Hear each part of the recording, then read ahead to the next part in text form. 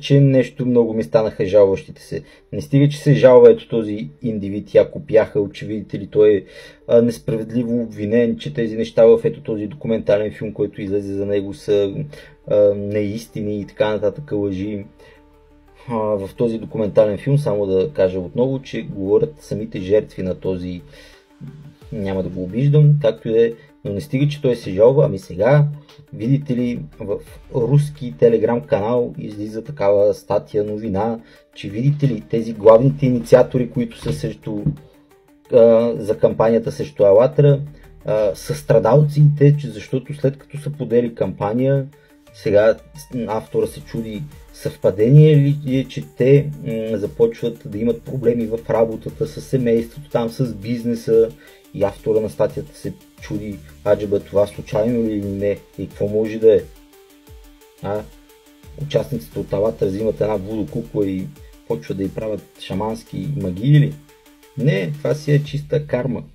Защото тези двамцата, Александър Дворкин и този Новопашин, са главните инициатори в Русия и не само в Русия.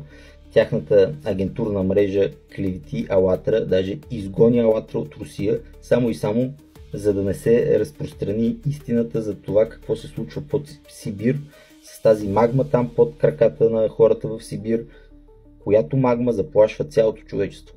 И те направиха всичко възможно да оклеветят движението Алатра, което първо заговори за проблема, да ги набедят, че са сектанти там, лоши, и затова вие в момента, като чуете Алатра и нещата, които говорят за климата, изобщо не чувате, бягате като дявол от тамян заради тези двамцата. И сега, по-общо тук има Алатра, че те са започнали да страдат от самите си действия, от самата си същност, каквато е вътрешна. За тези двамцата излезе, че са в такава мрежа, в която има копрофилни ритуали, т.е. ядене на фекалии. Та мисълта ми е, вие ящете още фекалии за сексуални такива извращения и посвещавания, а пък после няма да имате проблеми с здравето там и с не знам си какви работи.